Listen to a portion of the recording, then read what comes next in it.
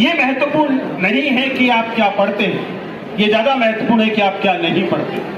कि यूपीएससी में आपको ये आना चाहिए कि क्या क्या नहीं पढ़ना। दूसरा, बार बार कहा जाता था कि एनसीईआरटी जो है वो गीता, बाइबल, एनसीईआरटी का आपको फुल स्टॉप कॉमा सब रट जाना चाहिए, एक बार, दो बार, 5 बार कर लेना चाहिए, यही कहा जाता। और मजेदार बात है कि जुबली हॉल और गौहर हॉल आपको बताएंगे कि वास्तव में ऐसा करने से सिलेक्शन हुए भी होते थे सिलेक्शन। इसलिए जुबली हॉल से बाकायदा जिन लोगों को पता है, एक बस जाती थी जिस दिन एकेडमी में फाउंडेशन कोर्स शुरू होता था, तो बाकायदा एक बस खड़ी होती थी जिस बस में सारे लोग इकट्ठे होकर जाते थे। इनफैक्ट जुबली हॉल के कुछ लोग उनको छोड़ने भी जाते थे, यानी कि बस पूरी भर जाती थी। वो मसूरी में उनको एकेडमी तक छोड़ते थे और फिर आते थे। और जुबली हॉल इस बात के लिए बहुत गर्व करता है।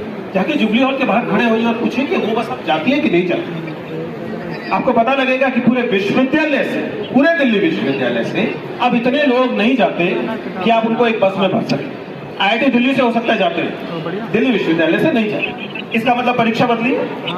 ये जो परीक्षा नहीं बदली है, इसे हम यूपीएससी 2.0 कह रहे हैं। और ये कहता है कि अगर आप वो कॉमा फुल स्टॉप पढ़ जाने, रट जाने वाले व्यक्ति हैं, तब फिर आपके लिए मुश्किल हो जाएगा।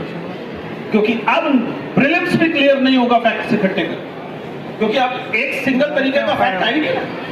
इवन द फैक्चुअल क्वेश्चन एक साथ, जो यूपीएससी कोचिंग कराने वाले टीचर्स होते हैं, वो यूपीएससी के प्रीलिम्स के एग्जाम के बाद सर खपाते हैं कि इस वाले क्वेश्चन को कैटेगराइज किस सब्जेक्ट में करें, इसे पॉलिटी का सवाल माने या इसे ज्योग्राफी का सवाल माने, इसे इकोनॉमी का सवाल माने या इसे एथिक्स का सवाल माने। क्योंकि एक साथ वो एक से ज्यादा चीजों के सवाल, ये तभी संभव है जब आप ऐसे परीक्षाओं को क्रैक करना, जब आप एक से ज्यादा चीजों के बीच इंटर रिलेशनशिप देख पाने में समर्थ हैं।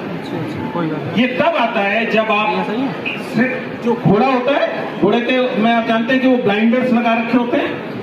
घोड़ा जब इक्के में और टांगों में जब उसे बांधा जाता है तो उसके दोनों तरफ बंद कर दिया जाता है, इधर उधर ना देखो, बस केवल अपनी लगाम के हिसाब से सीधे चलते रहो।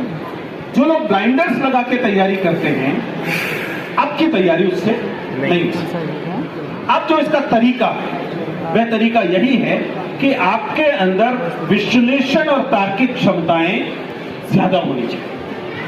मजेदार बात है कि इसी वजह से उन इंस्टीट्यूशन से लोग ज्यादा सिलेक्ट हो रहे हैं जहां रिलेटिवली इस बात को ज्यादा सिखाया जाए। लोग कहते हैं कि बीटेक वाले, आईआईटी वाले लोग क्यों सिलेक्ट हो रहे हैं, मानो जैसे उन्होंने कोई साजिश की आपके खिलाफ। नहीं, अब जिन इस परीक्षा में जिन चीजों को आंका जा रहा है, वो चीजें तुलनात्मक रूप से उनके पास थोड़ा ज्यादा हो गई है। वो ज्यादा तार्किक तरीके से सोचने वाले संस्थानों में जब उनके सब्जेक्ट होते हैं